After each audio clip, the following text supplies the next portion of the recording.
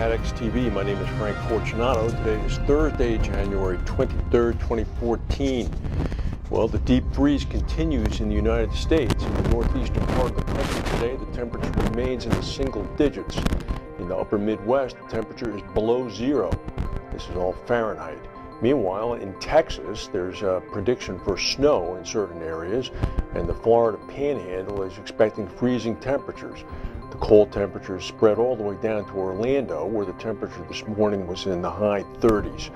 This will soon, no doubt, begin to have an effect on agricultural futures, probably at some point as early as today. Meanwhile, regulators are beginning to scrutinize Warren Buffett's Berkshire Hathaway to determine whether it's important enough to the financial system to require Federal Reserve supervision. This is the so-called too big to fail test. The U.S. Financial Stability Oversight Council, which is led by Treasury Secretary Jacob Lew, is evaluating which non-bank financial companies could threaten financial stability if they were to fail. If they determine that the company is in fact in that status, they can impose stricter capital, leverage, and liquidity requirements and demand stress tests for crisis scenarios. The first meeting of the new board was held back in October of 2010, and since then they have designated AIG, Prudential Insurance, and General Electric's finance unit as being too big to fail. They've also examined Metropolitan Life, and that status is in the final stage of review right now. In the Ukraine, the world's 40th largest economy, things are going from bad to worse. The opposition leader has warned the Ukrainian president that the opposition will, quote, go on the attack today. That means presumably tonight. They've been fighting at night, unless the president swiftly offers free elections. The clashes have been going on now for several months since the president reneged on a pact to sign an agreement with the European Union and instead switched and signed an agreement with the Russians. The other day, 3 protesters were killed in a pitched gun battle in downtown Kiev, the capital. The situation in Kiev is viewed as very, very tense right now.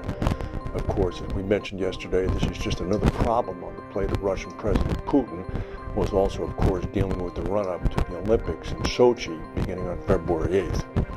Playtex is recalling 1.4 million pacifier holdings because of a concern that a small child could choke if a part of the clip broke off. Excuse me, but I understand that pacifiers are something that a baby will suck on. The U.S. Consumer Product Safety Commission said yesterday that the clips, which are used to connect the pacifier to clothing, can crack and a small part can break off. Playtex has received 99 reports of the holder cracking or breaking, but no reports of injuries. The company is recalling about 1.25 million clips in the U.S. and 150,000 in Canada. Here's an interesting story. It's strange how things work out. You'll recall in 1990, Saddam Hussein invaded Kuwait, and since that time, a Geneva-based commission set up by the United Nations Security Council has been awarding payments to claimants in Kuwait who claim that they have suffered losses as a result of the 1990 invasion. The most recent claim that was made and paid was to the Kuwait Petroleum Corporation. That was a total of about $44 million that the UN group paid out. They have now paid out a total of $14.7 billion so far. Here's how the claim fund is funded. There has been a 5% tax that the UN has been collecting on the export of Iraqi oil since 1990. Who knew that? That's very interesting, actually.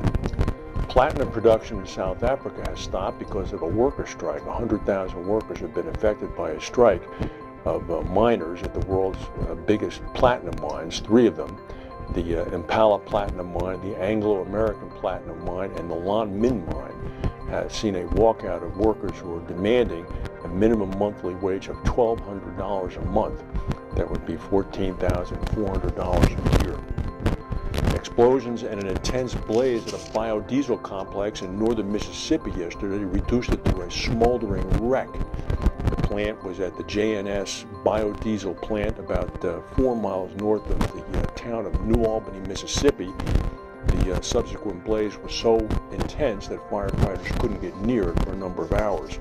The plant is a pile of rubble and it used poultry fat as feedstock to produce about 8 million gallons a year of biofuels. It's the smallest of 3 such plants in Mississippi, which of course has a substantial poultry industry.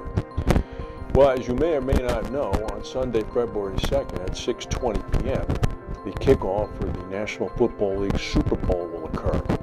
What's very unusual about this Super Bowl is that unlike most Super Bowls, which are held in warm weather climates such as California, New Orleans, or Florida, this one is going to be held at MetLife Stadium in New Jersey. As I said, the temperature this morning here was 3 degrees. 2 nights ago, a foot of snow fell. The National Football League, which undoubtedly has taken out substantial event cancellation and postponement policies with insurers and underwriters at Lloyd's, has indicated that they are prepared to A, postpone the game to another day, B, move the time of the game up or back, depending upon the climate conditions, and C, use the heavy snowfall 2 nights ago as a practice test to see how quickly they could clear all 80,000 seats and the ingress and egress to the stadium. The stadium lies about 9 miles to the west of New York City. Meanwhile, in New York City, beginning this weekend, when both Super Bowl teams arrive, a week of festivities is going to unfold, presumably with hundreds of thousands of people gathering outside in near zero temperatures. This is really a crazy idea. I don't know how it ever managed to occur. When the news was announced 2 years ago that the NFL would play the Super Bowl in New Jersey, everybody was in a crowd, especially in this area. And now it doesn't seem like such a good idea. I don't know exactly how it will work, and thank God I am not attending the Super Bowl because I would freeze, and that's the news for today, everybody. Breaking news. We'll come back and tell you. Thank you for watching. We'll see you.